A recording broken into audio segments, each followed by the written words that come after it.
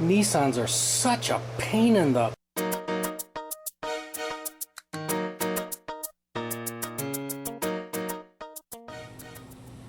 I got this 2003 Nissan Altima here. A complaint of intermittent check engine light and rough idle, poor idling basically. I suspect there's probably some other issues too, but I did a quick visual inspection. I didn't see anything out of the ordinary. I did scan for any codes and look at the data. There was no codes listed. All the data looked pretty normal. So I'm going to go ahead and I'm going to test the mass airflow sensor, and I figure I'd bring you guys along. So let's go check it out, see what we find. You can see I have the scope hooked up.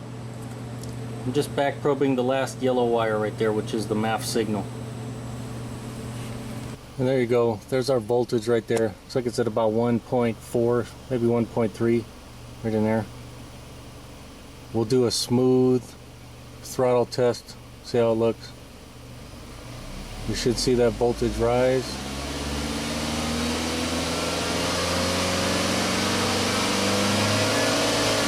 And come back down. That looks pretty good. I don't really see any issues there. Now we'll do a snap throttle.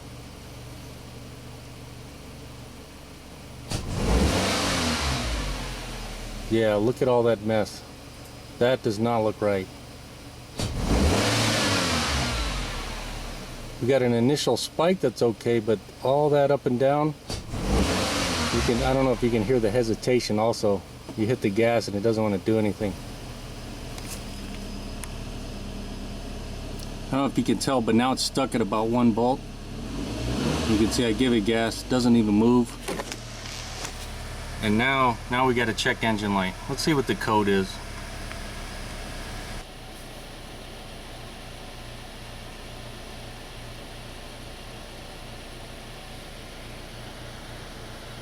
Yeah, it looks like we got a mass airflow sensor circuit code P1102. I guess with the faults we saw plus this, I think it's pretty much confirmed we got a bad mass airflow sensor. I'll go do some checks at the sensor itself, make sure all the signals are there, but if that's the case, then we'll go ahead and get a new sensor.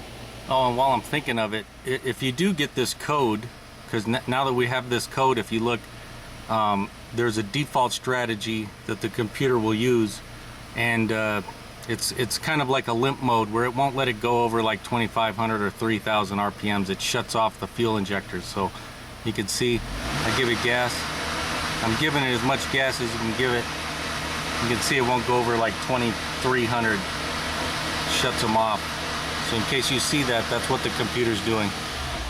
It's just using a backup strategy. And it's also telling you, hey, there's something wrong. On here I can just pull it out. Okay, so we know we got a good signal right there.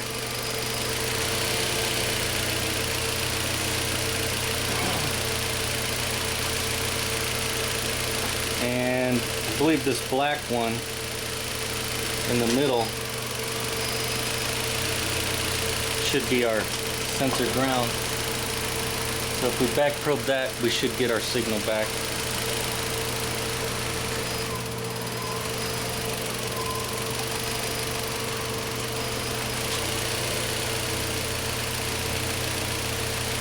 There we go.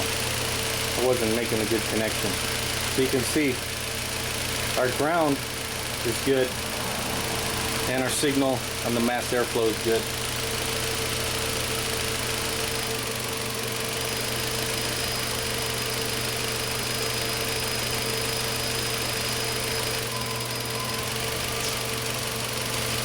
Now we just put the multimeter.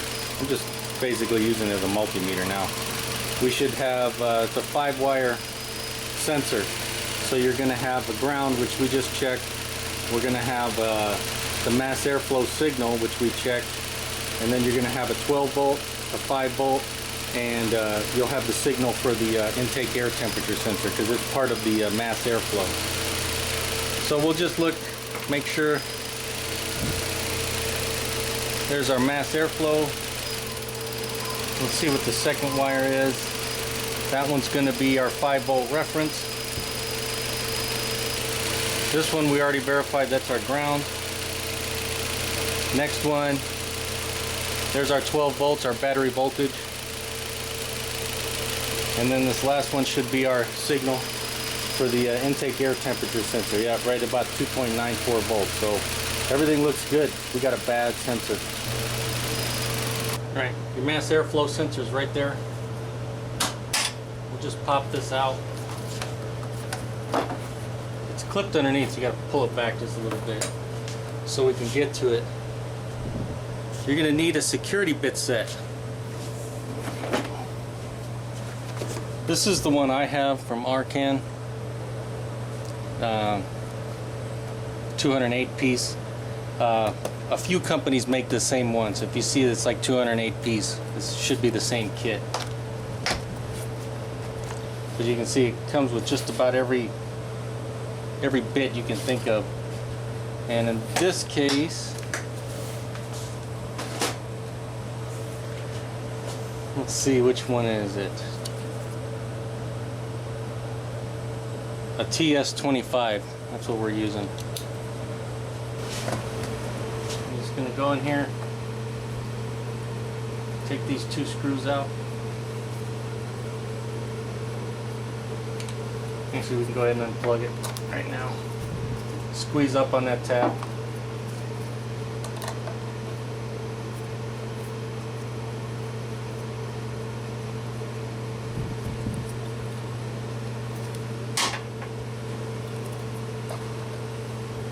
Just pull it out. That's what it looks like. That's your intake air temperature sensor. Down in there, that's your mass airflow sensor down in there.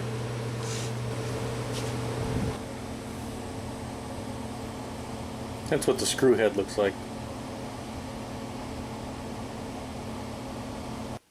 Alright, real quick, let's talk about this mass airflow sensor on this Altima and what I was looking at.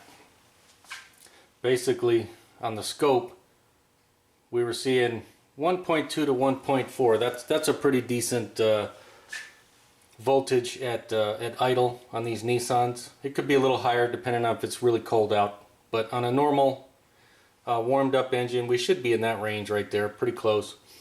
And then you know, on a slow throttle, we should see this voltage increase as the airflow increases and then decrease. And then on a snap throttle, and this is where I saw the issue, we should see an initial rush of air go through, and it should snap up to close to 4 volt, and then it should drop down a little bit and then come back and then come back down.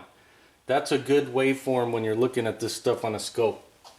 And obviously what you saw, we had all kinds of hash and stuff. It actually was going way down here, close to 0 or maybe even below 0. So that definitely is a problem, and that can throw your computer for a loop. And then you saw that then it went to 1 volt. It was just stuck at about 1 volt, and it kicked off a check engine light. And in this case it was a P1102. And basically the computer knows, hey, according to all the sensor inputs I have coming in, like the intake air temp and the ECT, you know, the engine coolant temperature sensor, and all the other inputs that I have coming in, I know I should see my my voltages around this area, and I see it either less, in this case it was less, or sometimes it could be more, and that'll kick off your different codes. All these low 1100s, you know, 1, 2, 3, 4, and 5. That could be, you know, low voltage like in this case, or high voltage, or erratic voltage. It could be any of those. But they're all very similar in that the computer wants to see a certain voltage on this MAF sensor, and it's not seeing it. So in this case, yeah, it was just dead set stuck at 1 volt, and it didn't matter what we did to the throttle, it wouldn't change it. And I saw this on the scan tool, and I did obviously I saw it on the scope, and I verified it on the scan tool. So that's what I was looking at there. Right here we'll talk about how does it work. So basically here's just a shot of the tube. right here in black where the mass airflow sits, and obviously the airflow comes across in like that. And I just have this, you know, drawn as a wire. Basically this is a hot wire mass airflow, and what it does is it takes the power coming in and it warms up, it heats this wire, and there's a resistor usually in there or right nearby, and it heats it up to a certain temperature, and then as the airflow goes by, that temperature of the cool air changes the resistance inside that, and the computer basically, or this mass airflow sensor, can sense the voltage change due to the change in resistance. And so the cool air coming across cools that wire down a little bit, and this mass airflow converts that to a voltage, and that voltage is sent over to the computer. And that's how we can get the range of the airflow, is just by changing the temperature on that hot wire basically. And over here, here's some things I did and that I do before I just throw a new part at it. In this case, I pulled it out, tried cleaning it, throw some mass airflow cleaner in there. I recommend only using mass airflow cleaner on these, or any mass airflow sensor. I know I've used other stuff, and I scraped it with a pocket screwdriver and stuff like that, but I don't recommend doing that stuff. You can break them. Even cleaning it, you can break them. So just be aware of that. Anytime you pull it out, clean it, do anything, you can break it. So just be aware of that. Be sure to check your air filter. Don't make sure it's not all plugged up or missing the air filter.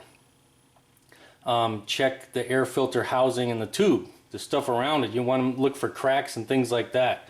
Make sure all your vacuum hoses are not cracked and they're all connected and stuff, because a vacuum leak can wreak havoc on your mass airflow sensor. And check the pin fitment, where the pins and connections plug into that mass airflow sensor. Make sure they're all good.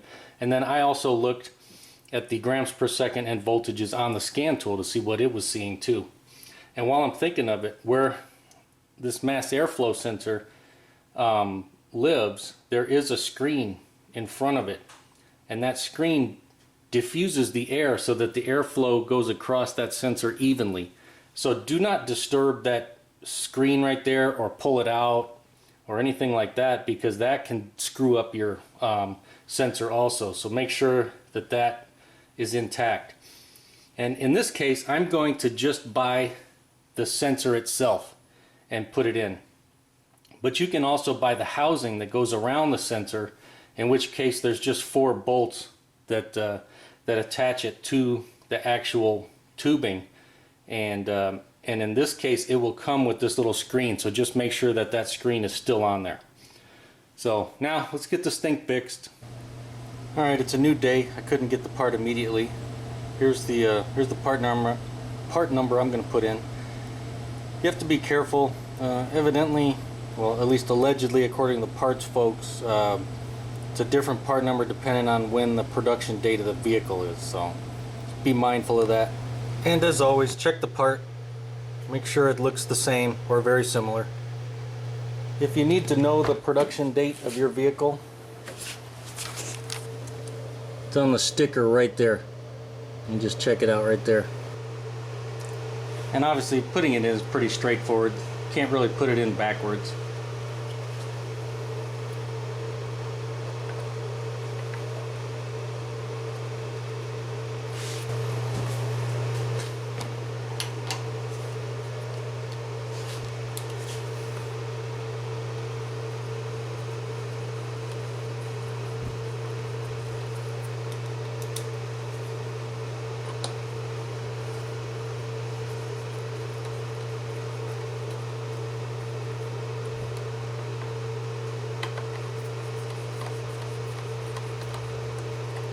As soon as the screw snugs down, stop. Just strip it out.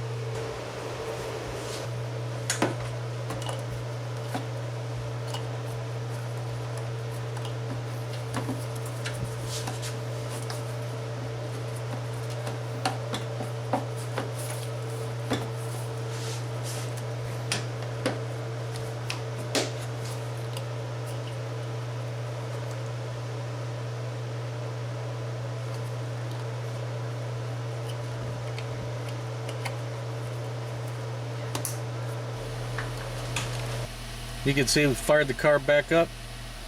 Now it's running good. Idling a little high because it's cold. Once it warms up, it'll come down. But here we go. I'm going to say that's a confirmed fix. I should note that before I started the car, I did clear that code so that it wouldn't go into its default strategy. That way it could just start normally. I'll get you an after shot. You can see there we're at about 1.4 volts or so. We'll go nice and smooth.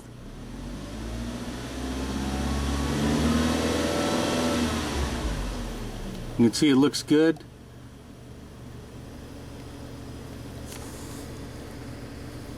And we'll do a snap throttle.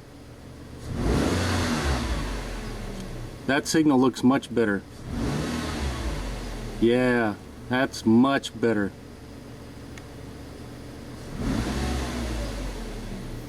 Much cleaner.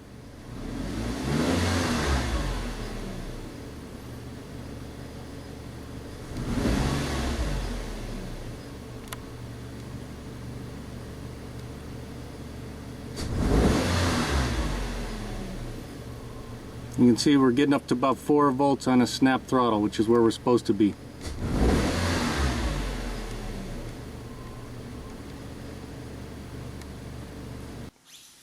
Now, as you saw, a new mass airflow sensor ended up fixing this vehicle.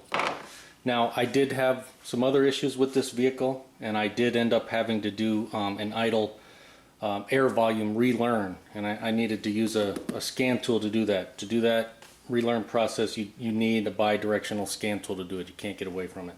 But in many cases, you will not need to do that. But in this case, I did. And of course, I used the scope for a lot of my checks today. But you can do many of the things with a cheap or free, in this case, a free digital multimeter for Harbor Freight.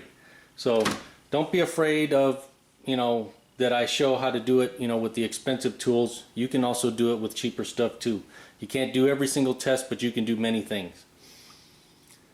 And there you go. I hope you enjoyed how I troubleshoot these mass airflow systems on these Nissans. And if you enjoyed the video, make sure to give it a thumbs up. Thanks for watching.